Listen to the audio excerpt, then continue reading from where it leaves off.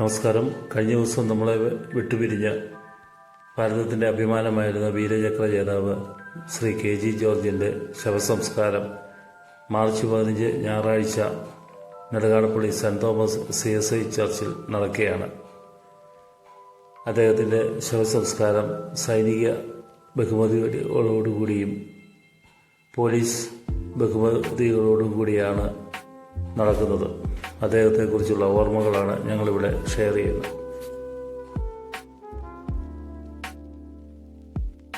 വീരചക്ര KG George കോഴികുന്നത്ത് ബേച്ചാന്റെ അതേ കുടുംബത്തിൽപ്പെട്ടയാളാണ് ഞാൻ. എന്റെ പേര് ബെന്നീസ്. ഞാൻ സ്കൂൾ അധ്യാപകനായിരുന്നു. എനിക്ക് ഒരു കാര്യം ഇപ്പം തങ്കച്ചൻ, അതായത് ബേച്ചാന്റെ മകനോട് എനിക്ക് ചോദിക്കാനുള്ളത്, ബേച്ചാൻ എങ്ങനെയായിരുന്നു ഭവനത്തിൽ? അപ്പം ബേച്ചാന്റെ മരണശേഷമാണെങ്കിലും ഈ മകൻ എന്ന നിലയ്ക്ക് തങ്കച്ചന് ബേച്ചാനെ പറ്റി ഒരു എന്തെങ്കിലും അനുഭവങ്ങൾ പറയാനുണ്ടല്ലോ. വീട്ടില് ബേച്ചാന്റെ ഇടപെടി എങ്ങനെയൊക്കെയായിരുന്നു എന്ന കുഞ്ഞിനത്തെ അനുഭവം വെച്ച് പറയാൻ ഓർത്തെടുക്കാൻ പറ്റും. വീട്ടില് നല്ല സ്നേഹത്തോടു കൂടിയാണ് ഞങ്ങളോടൊക്കെ ഇടപെട്ടിരിക്കുന്നത്.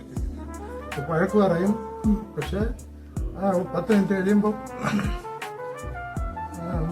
നമ്മളോട് വീണ്ടും തിരിച്ചതുപോലെ സ്നേഹത്തിൽ കാര്യങ്ങളെല്ലാം പിന്നെ പറയും. ഒരു ധീര ജേതാവ് എന്ന് പറയുമ്പോൾ ഒരു വീട്ടിൽ അങ്ങനൊന്നും ഇല്ലായിരുന്നു. അല്ല, ഒരു നല്ല പിതാവ്. അതെ, നല്ല എല്ലാ കാര്യങ്ങളും പറഞ്ഞു തരും. അവിടുത്തെ കാര്യങ്ങളിൽ ഉത്തരവാദിത്തമായിട്ട് അതെ ഉത്തരവാദിത്തത്തോടെ എല്ലാം ചെയ്യുമായിരുന്നു. വികാരഭരിതനായി തങ്കച്ചൻ പറയുമ്പോൾ ആ ഒരു ചെറുപ്രായം എന്റെ മനസ്സിലേക്ക് വരികയാണ്. തങ്കച്ചനെയും ഈ മറ്റ് 2 മക്കളുണ്ട്. അവരെയൊക്കെ ഒരു പട്ടാളക്കാരൻ, ഒരു ഭടൻ എന്നുള്ള നിലയ്ക്കല്ല, ഒരു നല്ല പിതാവ് കുഞ്ഞുങ്ങളെ എങ്ങനെയാണ് സ്നേഹിക്കുന്നത്, അവർക്ക് എന്തെല്ലാം ആവശ്യമാണുള്ളത് അതനുസരിച്ച് പ്രവർത്തിച്ച ഒരു ബേച്ചാനെയാണ് പിതാവ് എന്ന നിലയ്ക്ക് എനിക്കും കാണുവാൻ സാധിച്ചത്. പിന്നെ നിങ്ങളുടെ ഈ വളർച്ചയിൽ ബേച്ചാൻ എന്തൊക്കെ ഉപദേശങ്ങളാണ് നൽകി തന്നിരിക്കുന്നത്? രാഷ്ട്രത്തിന് വേണ്ടി ഇത്രമാത്രം ജീവനെ പണയം വെച്ച് കാര്യങ്ങളൊക്കെ ചെയ്തെടുത്തൊരു ധീര യോദ്ധാവാണ് നിങ്ങളുടെ പിതാവ്. അപ്പൊ ആ പിതാവ് നിങ്ങൾക്ക് എന്തെങ്കിലും രാഷ്ട്രത്തെ പറ്റിയുള്ള എന്തെങ്കിലും കാര്യങ്ങൾ ജോലി സമയത്ത് ബുദ്ധിമുട്ടുകള്, കഷ്ടപ്പാടുകള് എല്ലാം പറയുവായി. ഇത്രയും കഷ്ടപ്പാട് സഹിച്ചാണ് ഈ വലിയ ധീരകൃത്യം ചെയ്തത്. അന്നേരം നിങ്ങൾക്ക് എന്ത് തോന്നിയ പപ്പായെ പറ്റി? ഇത്രമാത്രം ധീരനാണോ ഞങ്ങളുടെ പിതാവ്? 2015 കഴിഞ്ഞാണ് നമുക്ക് അതിനെപ്പറ്റി ഒരു പപ്പായ്ക്ക് വീരചക്രം കിട്ടിയ ആളാണെന്നുള്ള ഒരു ഇത്രയും ത്യാഗം ചെയ്ത ഒരു മനുഷ്യനാണല്ലോ പപ്പ. അത് 2017 അതായത് 15 അതായത് 50 വർഷം പൂർത്തീകരിക്കുന്ന ആ വേളയില് നരേന്ദ്രമോദി അല്ലെ അന്ന് അവാർഡ് കൊടുക്കുകയും ഒക്കെ വീണ്ടും അതൊരു പുനരോർമ്മ, പുനർചിന്തയ്ക്ക് വകവയ്ക്കും. അപ്പം അന്ന് നമ്മുടെ ഇവിടെയൊക്കെ വലിയ ആഘോഷമായിരുന്നു. പൗരാവലി വലിയ ആഘോഷം കൊടുത്തു അല്ലേ? അപ്പൊ അന്നൊക്കെയാണ് സത്യം പറഞ്ഞാൽ ഇത്ര ഇതാണോ എന്റെ ഇത്രമാത്രം അല്ലേ? അമൃത്സറില് അവിടെ ഒരു ഇതിന്റെ ഹെഡ് ക്വാർട്ടേഴ്സിനാണ് ട്രിപ്ലക്സ് എന്നൊരു പേരിട്ടു. ജമ്മു കാശ്മീർ. അമൃത്സറിലാണ് റോഡിന് പേര് KG റോഡ് മാർഗ്. റോഡ് എന്നുള്ള ഹിന്ദി മാർഗ് എന്നാണ്. KG റോഡ് മാർഗ് എന്നൊക്കെ പറഞ്ഞാൽ ഇതുപോലെ അമൃത്സർ.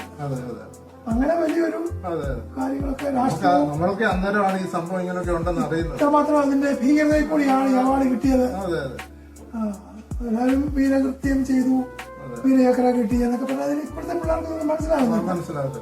പക്ഷെ ഈ കുറച്ച് പണം അല്ലെ കുറച്ച് ബാങ്ക് ബാലൻസ് തരുന്നൊരു പപ്പായെ അല്ല, നമ്മൾ അതിനേക്കാൾ ഉപരി രാഷ്ട്രത്തോട് സ്നേഹവും ബഹുമാനവും കരുതലും കാണിച്ച അത് ഒരു ജീവനെ പോലും പണയം വെച്ച കുടുംബം പോലും തിരിച്ച് കാണാൻ പറ്റുമോ അറിയുന്ന ഒരു സാഹചര്യമല്ല എഴഞ്ഞടിഞ്ഞ് പോയതാണ് നമ്മളൊക്കെ അറിഞ്ഞിരിക്കുന്നത്.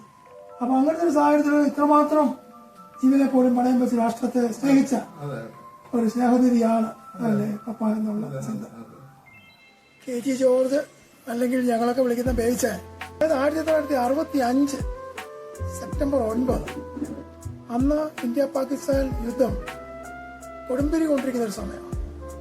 ആ സമയത്ത് ഇന്നത്തെ പോലെ മിസൈൽ വിക്ഷേപിക്കുന്ന പരിപാടിയേക്കാൾ ഉപരി നേർക്കുനേർ ഫൈറ്റിംഗാണ്. ഒരു 10,000 പേര് മുമ്പിൽ നിന്ന് തോക്കുമായിട്ട് പടപൊരുതുന്ന ഒരു അവസരം. അപ്പോൾ അവിടെയൊക്കെ നമുക്ക് ഒരു കമ്മ്യൂണിക്കേഷനാണ്. കമ്മ്യൂണിക്കേഷൻ മേളിൽ നിന്ന് വരുന്ന അല്ലെങ്കിൽ മേളിൽ നിന്ന് വരുന്ന ഓഫീസർമാരുടെ നിർദ്ദേശമനുസരിച്ചാണ് മുമ്പിൽ ഉള്ള ആളുകൾ മുന്നേറും.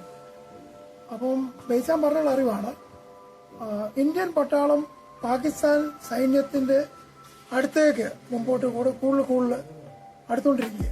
ഈ സമയത്താണ് ആ ഒരു യാത്രാമധ്യേ ഒരു ഷെല്ലാക്രമണം ഉണ്ടാകും. ആ ഷെല്ലാക്രമണം ഉണ്ടായതുകൊണ്ട് ഈ ആശയവിനിമയ ആ ലൈനിന് തകരാറ് സംഭവിച്ചു. ആശയവിനിമയത്തിന് തകരാറ് സംഭവിച്ചു കഴിഞ്ഞാൽ മേളിൽ നിന്നുള്ള നിർദ്ദേശങ്ങൾ കേൾക്കാനോ മനസ്സിലാക്കാനോ ഈ പട്ടാളക്കാർക്ക് സാധ്യമല്ല. 1500, 2000 കുറെ ബറ്റാലിയനുള്ള നമ്പർ അനുസരിച്ച് അങ്ങ് പോവുകയല്ലേ.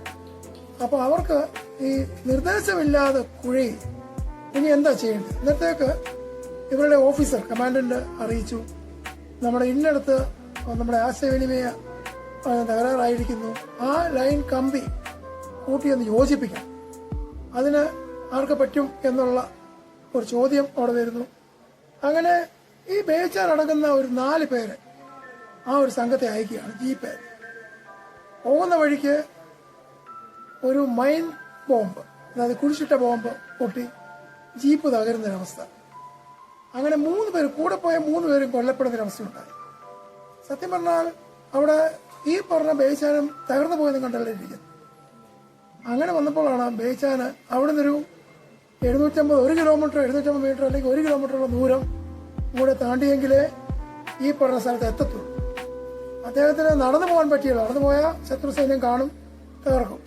അതിനെ എഴഞ്ഞ് മുട്ടിലെഴഞ്ഞ് നീന്തി ഈ പറഞ്ഞ സ്ഥലത്തെത്തി ഈ കമ്പി കൂട്ടിക്കെട്ടി. എന്നിട്ട് ഈ ബേച്ചാൻ KG ജോർജ് പുള്ളിയുടെ കമാൻഡിന്റെ അതിന്റെ ഓഫീസറിനെ വിളിച്ചു പറഞ്ഞു, ഞാൻ എന്റെ ദൗത്യം പൂർത്തീകരിച്ചു എന്ന് ആ ഫോണിൽ കൂടെ ആ കണക്ഷൻ ചാലുവായി. പൂർത്തീകരിച്ചു, എന്റെ കൂടെ വന്നയാള് മരിച്ചുപോയി. അതുകൊണ്ട് ഞാൻ ഉടനെ അവിടുന്ന് അടുത്ത വണ്ടി വിട്ട് ബേച്ചാനെ തിരിച്ചുകൊണ്ടിരിക്കുക. അങ്ങനെയാണ് ഈ ദൗത്യം. പിന്നെ ഒരു മാസത്തിനകമായിട്ട് ഡോക്ടർ രാധാകൃഷ്ണൻ പ്രസിഡന്റ് ഒരു അവാർഡ് നൽകുന്ന ഒരു അവസ്ഥയുണ്ടായി. ജീവനോടെയുള്ളവർക്ക് കൊടുക്കുന്നൊരു അവാർഡാണിത്. അങ്ങനെ 3ാമത്തെ അവാർഡാണ്, അതായത് വീരചക്രം. ആ വീരചക്ര കൊടുത്ത് രാഷ്ട്രപതി അഭിനന്ദിച്ചു. അതിനുശേഷം ഭയങ്കര ആഘോഷവും. ചങ്ങനാശ്ശേരിയിലാണ് ബേച്ചാന്റെ അടുത്ത റെയിൽവേ സ്റ്റേഷൻ.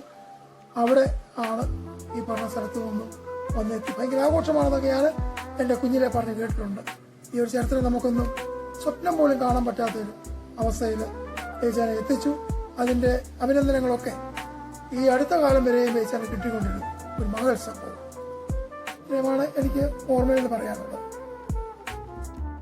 ഇത്രയും ഈ ഒരു മഹൽ വ്യക്തിക്ക് അവാർഡ് ലഭിച്ചു, പ്രസിഡന്റിന് അവാർഡൊക്കെ ലഭിച്ചു, സംഭവമൊക്കെ ശരിയാണ്.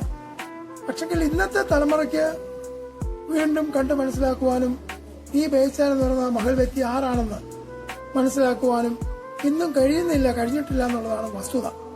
എനിക്ക് പറയാനുള്ളൊരു കാര്യം, ചങ്ങനാശ്ശേരി റെയിൽവേ സ്റ്റേഷനിൽ KG ജോർജിനെ സ്മരിക്കുന്ന ഒരു ശിലാഫലകം അവിടെ സ്ഥാപിച്ചിട്ടുണ്ട്. അതിന്നും അവിടെ കാണാം. പക്ഷെ അന്ന് ചങ്ങനാശ്ശേരി റെയിൽവേ സ്റ്റേഷൻ ഇന്ന് ആ പൊസിഷൻ മാറി പുതിയ താവളത്തിലേക്ക് തൊട്ടടുത്തേക്ക് മാറിയിട്ടുണ്ട്. അപ്പൊ ചങ്ങനാശ്ശേരി റെയിൽവേ സ്റ്റേഷനിലുള്ള ഈ പറഞ്ഞ ഫലകം KG ജോർജ് ഇവിടെ നിന്ന് 6 കിലോമീറ്റർ അകലെ അദ്ദേഹം താമസിക്കുന്നു എന്നൊക്കെ പറഞ്ഞ് എഴുതി വെച്ചിട്ടുണ്ട്. അപ്പം ആ ഫലകം പുതിയ റെയിൽവേ സ്റ്റേഷന്റെ സമുച്ചയത്തിലേക്ക് അല്ലെങ്കിൽ ആ പ്രധാന കവാടത്തിലേക്ക് മാറ്റുകയാണെങ്കിൽ അവിടെ കടന്നു വരുന്ന ധാരാളം ആളുകൾ ഇത് ഒന്ന് ഓർക്കുകയും പുതിയ തലമുറയ്ക്ക് അതൊരനുഭവമാകുകയും ചെയ്യും. അതുകൊണ്ട് അങ്ങനെ ഒരു ആവശ്യം നിറവേറ്റി തന്നാൽ നാട്ടുകാരുടെ വലിയൊരു സ്വപ്നവും ആഗ്രഹവുമാണ് എന്ന് ഞാൻ കരുതുന്നു. പിന്നെ ഈ അടുത്ത സമയത്ത് പഞ്ചായത്ത്, അതായത് കുന്നനാരം ഗ്രാമപഞ്ചായത്ത് ഒറ്റപ്പടിയിൽ നിന്ന് തട്ടുവാറപ്പടി വരെയുള്ള ആ റോഡ് ഒരു പേര് സ്ഥാപിച്ചു. അത് അവർ ചെയ്ത വലിയൊരു നന്മയായിട്ട് തോന്നുന്നു.